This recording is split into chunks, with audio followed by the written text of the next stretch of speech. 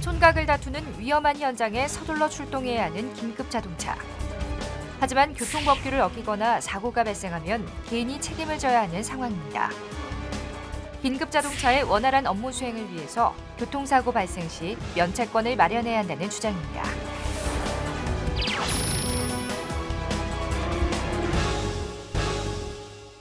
안녕하십니까. 민주통합당 국회의원 진선미입니다. 긴급 자동차의 운전자가 출동 중에 교통사고를 일으킨 경우에도 일반 운전자와 동일한 기준에 따라 처벌이 이루어지고 있습니다. 적극적 업무 수행에도 장애 요소가 되고 또 국민들의 불이익으로 귀결될 수 있어서 긴급 자동차의 관련 제도 조항 개선이 필요합니다. 이 법안은 긴급자동차의 운전자가 교통사고로 업무상 과실치상죄나 중과실치상죄를 범하더라도 공소를 제기할 수 없도록 하고 있습니다. 단, 긴급한 업무 수행을 위해 출동한 경우로 안전운행에 필요한 구조를 갖췄고 사이렌이나 경광등을 켜고 운행했어야만 합니다.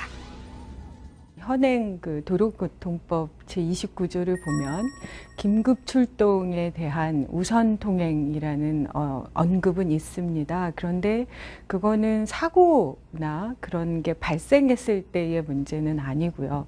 그것과 관련한 면책 같은 그런 내용들은 이제 전혀 없는 상태고요. 또 많은 분들이 실제로 위급함을 알리고 달리는 차인데도 불구하고 실제로 비켜줄 수 없거나 아니면 그것들에 대해서 제대로 적응이 안 돼서 양보를 잘 안 하고 있거든요.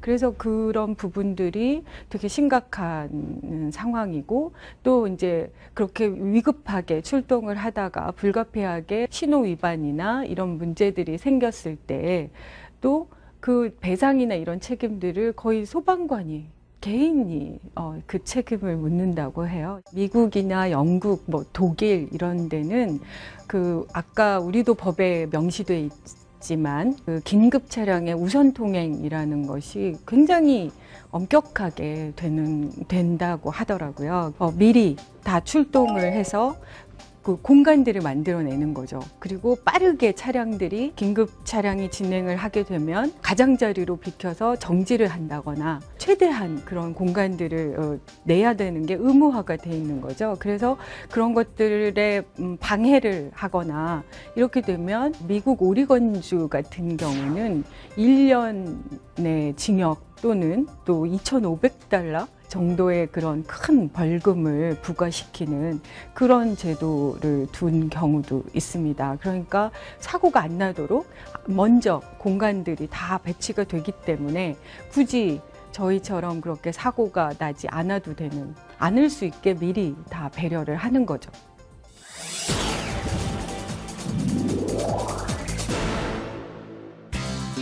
소방차나 구급차 등 긴급자동차로 분류되는 차량들은 구급과 화재 진압 등 불가피한 경우 제한적으로나마 교통법규 위반이 허용됩니다. 도로 중앙이나 좌측을 통행하고 정지 신호에도 갈 수 있는데요. 하지만 사고가 발생했을 경우 그 책임은 고스란히 소방공무원 등 개인 운전자들이 떠안아야 합니다. 교통사고 처리에 있어서는 법 규정이 일반 자동차와 마찬가지로 적용되기 때문입니다. 사고 정도가 심하면 함께 탑승한 사람까지 함께 합의금을 지거나 징계 면직 처분의 사유가 되기도 합니다. 강남의 한 소방서를 찾았는데요. 이곳은 하룻밤에 5번을 출동해야 할 만큼 신고 건수가 많다고 합니다. 동일한 처벌 규정 때문에 신고자분들이 다급하게 계속 신고를 하셔도 일반 차량 운전자분들께서 길을 비켜주지 않으면 우리 소방관들이 출동 중에 교통법규를 위반하면서까지 무리하게 출동하는 게 망설여지는 것이 현실입니다. 소방서에 들어서자 기다렸다는 듯 사이렌이 울리기 시작하는데요. 신고가 접수되자마자 소방차들이 서둘러 출동을 합니다. 사고 현장에 한시라도 빨리 도착하기 위해 가장 가까운 길을 찾는데요.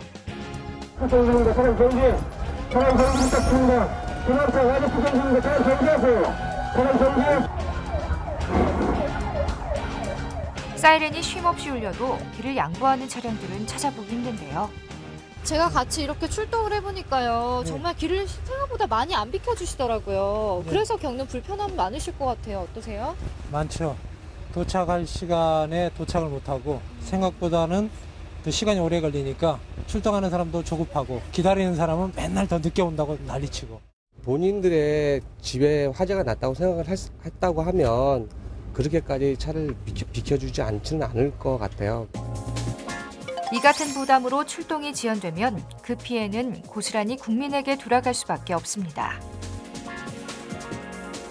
미국의 경우 응급 차량이 출동을 하다가 사고가 나면 형사 책임을 면제해줍니다.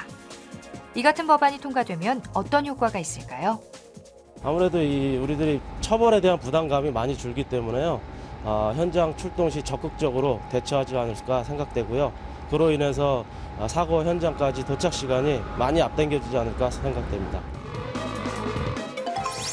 신속한 구급 활동으로 국민의 생명과 재산을 지킬 수 있도록 제도적인 보호장치가 마련돼야 합니다. 119 신고로 긴급 출동하는 그 차량들에 대한 신호 위반 등의 교통법 위반에 대해서 소방관이나 경찰관의 개인의 어떤 벌금이나 형사적 책임 그리고 징계 이런 부분들을 면하게 해주는 그런 내용으로 이루어져 있습니다. 그렇지만 또 많은 분들이 우려를 하실 수 있어서 저희가 몇 가지의 제한되는 내용으로 또 엄격하게 규정을 하고 있는데요. 그러니까 결국 이 면책의 대상이 되는 차량은 소방 차량과 또 긴급구조 차량과 또 혈액 공급 차량 그리고 경찰차 이렇게 네 가지의 차량을 제한하고 있고요. 그리고 특례법 위반 11개 항목 중에 신호 위반, 또 중앙선 침범, 또 과속, 추월 이 네 가지 항목에 대해서만 면책을 하게 하는 거고요. 그리고 또 조항도 실제로 그 상황도 정말 긴급한 업무인 경우에 그걸로 인해서 출동했을 때를 제한하고 있고 또 보행자나 또 다른 차량의 운전자가 긴급한 업무로 출동 중임을 알 수 있게 사이렌과 또 경광등 이런 것들을 표시하고 달렸을 때, 운행했을 때만 그렇게 제한을 하고 있습니다. 제가 사실은 2월 달에 그 경찰과 소방 쪽에 그 현장 체험을 하기 위해서 하루를 통째로 야간 근무를 해봤습니다. 날을 새서요. 그런데 정말 힘드시겠더라고요. 소방관이나 경찰이나 우리가 접할 수밖에 없는 그런 사고에 가장 먼저 대응을 하는 그런 분들이 최상의 컨디션에 있어야 우리의 안전과 우리의 생명도 최상의 조건으로 보장될 수 있다라고 저는 생각하거든요. 또 우리가 그 소방 히어로법이라고 이렇게 붙였더니 어느 소방관께서 이렇게 트윗을 보냈는데요. 히어로라니요 이러면서 우리는 정말 평범한 한 집의 아들, 딸이고 부모고 어머니, 아버지일 뿐입니다. 그렇지만 기분이 좋네요. 이렇게 왔어요. 그래서 이걸 통해서 사람들이 정말 우리의 안전과 생명을 보장하고 그렇게 열악한 환경임에도 되게 본인들의 직업에 자부심을 갖고 있는 그런 분들에 대한 인식 개선이 됐으면 그런 생각입니다. 법안이 통과되면 특례법에 적용받기 위한 요건들을 갖춘 경우 긴급자동차의 운전자가 교통사고로 업무상 과실치상죄나 중과실치상죄를 범했더라도 공소를 제기할 수 없습니다. 긴급자동차의 업무 수행이 적극적으로 이뤄져 국민들의 재산과 생명을 살리는 데 보다 더 기여하기를 기대해 봅니다.